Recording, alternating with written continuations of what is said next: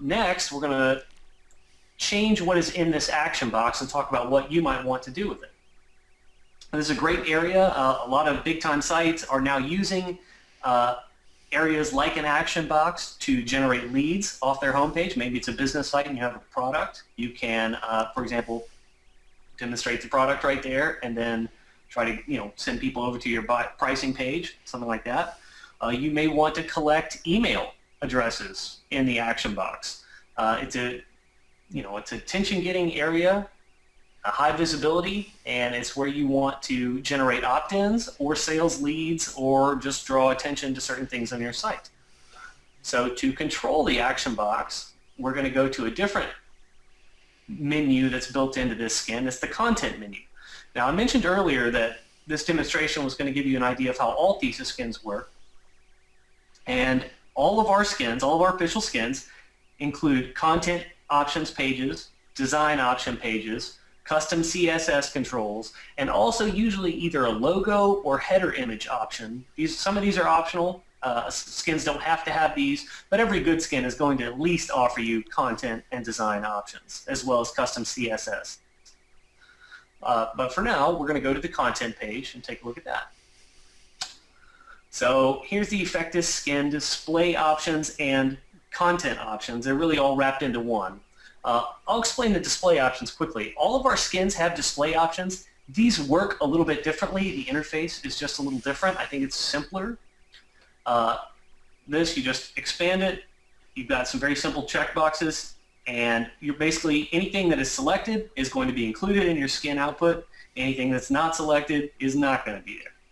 So we've got the action box enabled right now. Maybe you don't want to use that. You could just deselect the action box, and now that thing is gone. Very easy. Obviously, we want to use the action box in this case, so we're going to bring that back. And anything that is currently selected for display and appearing in your design, and that also has customizable options, is going to appear down in this list. This is really cool because you don't need to customize everything. You just need to customize the stuff that's customizable, such as the action box. In this case, we're going to take a look at that. And you'll see that we've got some very simple options. You've got a content column and a media column. The content column, you can stick anything you want in here. You can say, hey, design like a boss. And then you could stick an email form in there if you wanted. Let me see if I have an example of an email form that's easy to stick in there real quick. Pardon my code excursion here. Here we go. Here's a form. So we could stick an email form in there. This option down here, any content you stick in there is going to be automatically formatted like a WordPress post. If you stick a form in there, you're going to want to disable the automatic formatting. So that's why I selected that here. There's an action button included in the action box, which is this guy. In this case, the form already has a button, so we're going to get rid of this as well. And that removes some other options relative to the button. So we'll save that. Let's see what happens. So there we go. We've got our title, and we've got a little quick description that was included in the form content actually. We've got our sign up field, and then we've got our sign up button. That was really easy. So now I just dropped in an opt-in form that easily. So you could copy and paste, literally copy and paste the code that Aweber or MailChimp or whoever your email provider is. You can just drop it into here, select the options like I did there, hit save, and you've got an email form in a super high visibility area on your site. Quick note, the action box by default appears on two templates. This is your home template. This is, if you haven't really modified your website at all, this is what your home page, this is the template that's going to appear. Some of you have selected a front page template, and that is what I'm looking at right now. So the action box is included on the front page template and the home template by default. You can change that stuff. It's not available to be changed in the options itself, but it's easy to change in the Thesis Skin editor. Not going to do that right now, but just saying if you want to include an action box on other pages of your site, just know that it is quite easy to do so.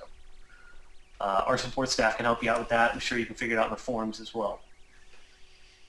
Back to the action box options. So let's say we don't want to do a form. Maybe we just want to say,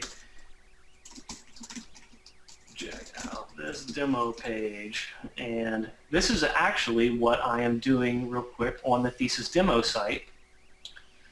I say use this action box for opt-ins or leads, give a little bit of a brief intro, and then I provide a link down here. I created a special page to show off the Effectus Skin.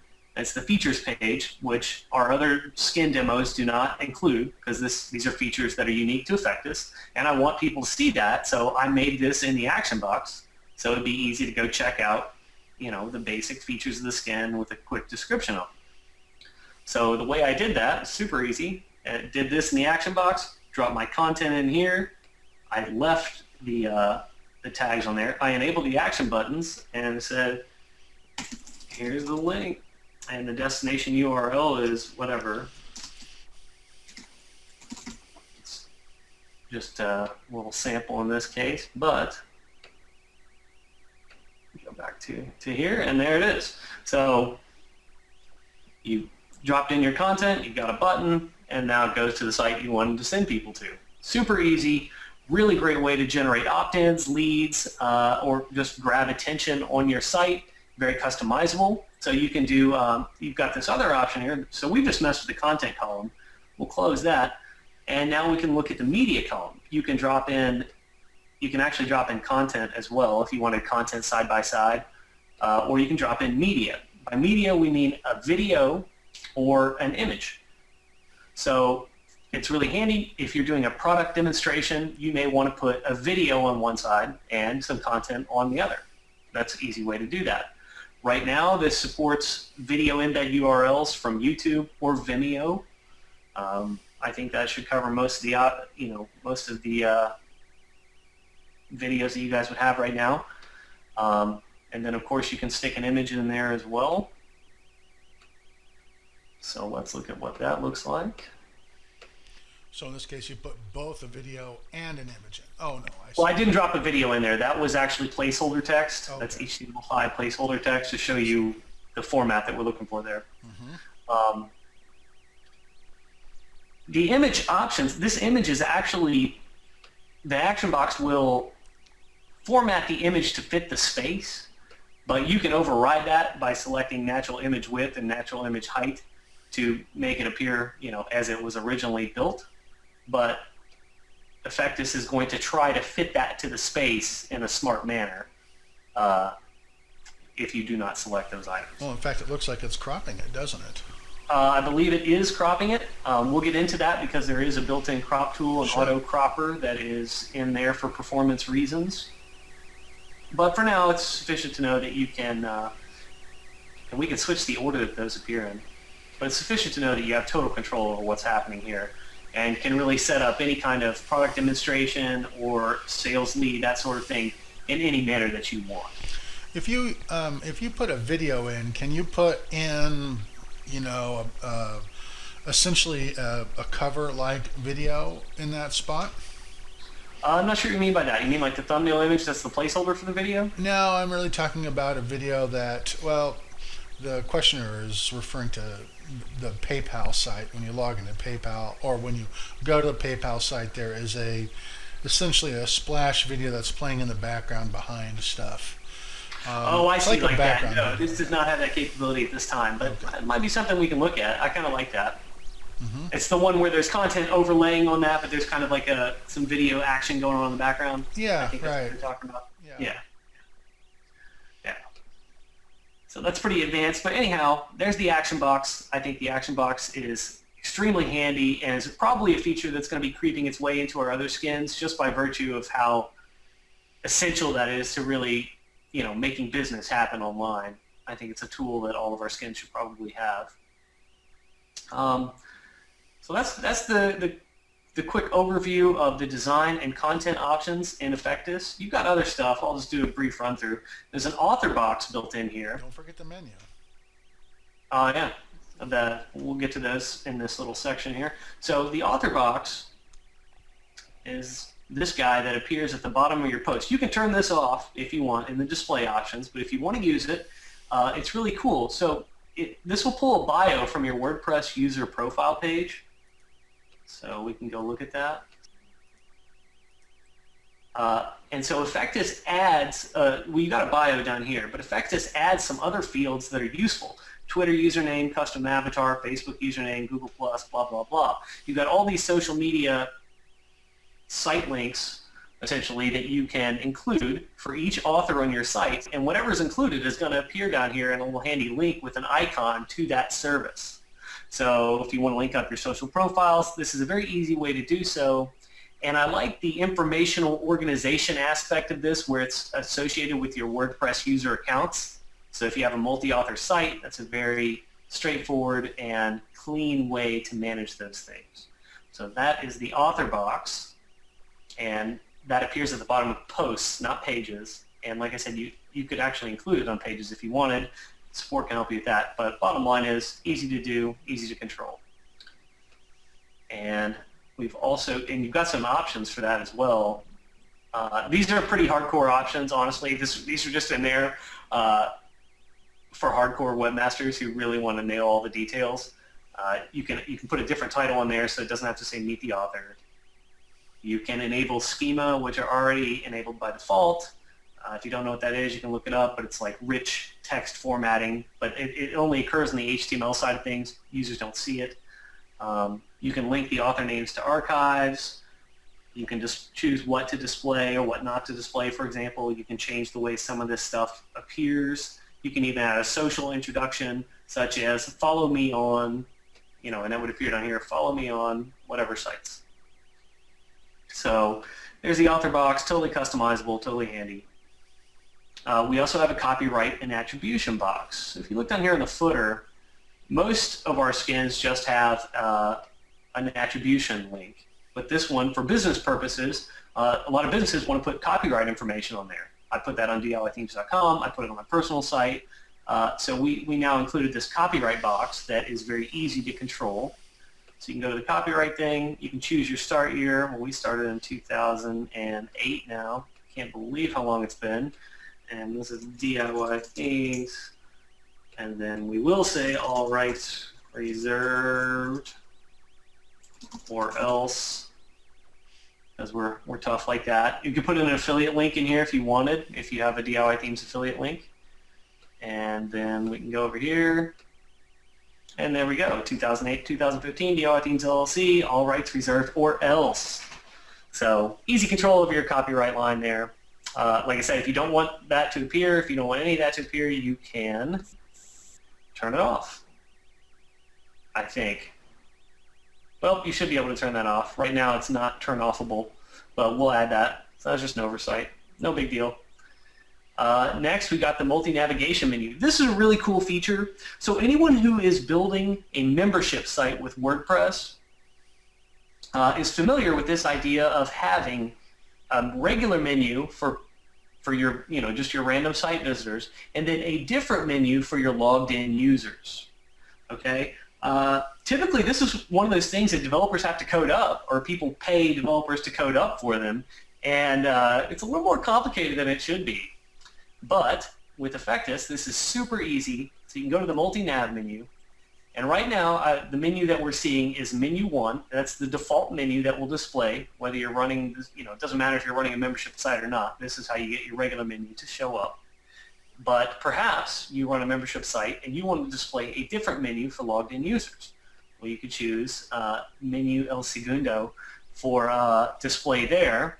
And these menus that show up in the dropdown are menus that you have created in the WordPress menus interface available here. So anything you've created there will show up here for selection. And then now that I'm logged in, we are actually going to see a different menu. I actually have to save it. That usually is a big help. There it is. Here's our second menu. Now, we can also automatically enable a login, logout link on these menus, which is really handy. I think that's a totally cool feature. I love it. Yep, super fast. So now we've got a login, log out link, and we've got a complete menu package for a membership site, all able to be controlled from your WordPress dashboard, no code required, with all the basic tools of the trade. So that's pretty excellent. I think that was a great idea. So real quick shout out, Matthew Horn is the developer of this skin. He started working with DIY Themes in January of 2015. In my opinion, he understands the new Thesis architecture better than anyone else out there. And because of that, he's brought a lot of interesting ideas to the table with skin creation and also with the Thesis platform. And it's been really refreshing from my point of view to have him looking at these skins and thinking about these skins, because I've kind of gotten locked into a particular way of thinking about Thesis and about skins, and he does not share any of those biases or those lock-ins. So he's done some things that I just simply would not have done, and I think some of these results are really exciting. So things like this menu, I mean, it's awesome. That's great thinking, and you guys can now benefit from that. So that's great.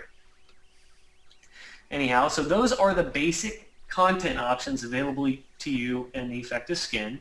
We've also got a logo page. I started this with the Pearsonified skin. We're doing it here.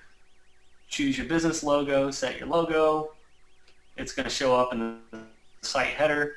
Super easy, super easy. So now we've got action box, customization. You got your business logo up there. You know, you put this here, put your sales lead right here, and now you got a business website. It took you 0 time, no coding at all. You have total control of the options from the simple, the simple pages here in your dashboard. What's the difference between a logo and a header image? Well, a header image is just, it's kind of a semantic difference, but a header image is just a large image usually that spans the full width of the site, okay, whereas a logo is a specific thing that may fit within a header. And so this skin did not really have a place for a header image. I guess we could do what's called a replacement of that, and maybe we'll add something like that in the future for a header image option. But logo seems to have more specific purpose, and it kind of just depends on the design of the skin whether or not there's an area for the header image. But in the practical standpoint, well, actually, I guess the logo image is not currently using the header image API then. That's exactly right. This is getting a little bit too technical, I think, but that, for example, the header image API that is currently built into the Thesis Skin API system probably should never have been included in that. The way this is currently included, I developed a little library of add-on features that can be added to any skin relatively easily. The tools include right now logo image additions, also Google fonts. So here in the design menu, you can select from all the fonts marked with a G are Google fonts. And so all these Google fonts are added by this little simple library that you can add to any skin. And so that was, instead of forcing people through this process of integrating those things all the time, that's ridiculous. I just built a simple little library, very easy to include, super fast, gives you extra functionality. So there's the logo, there's the Google fonts, there's also some typography and color tools that are used by skins to generate some of that dynamic color output that I was mentioning earlier. And of course, the stuff for which Thesis has always been famous, perfect typography that fits, whatever widths you've created, whatever sizes you've chosen, all that stuff, environmentally aware typography might be a good way to express it. All that stuff is included by these add-on libraries rather than being part of the basic Thesis Skin API functionality. And I think that's smart because this add-on functionality changes over time. Like I said, the header image is probably not the best way to have done that, so I wish that weren't a part of the core right now, you know what I mean, because it is changing. Any specification that's going to be rolling or changing over time is probably best suited to be an add-on rather than a core component. But like I said, that's getting very, very technical and software-y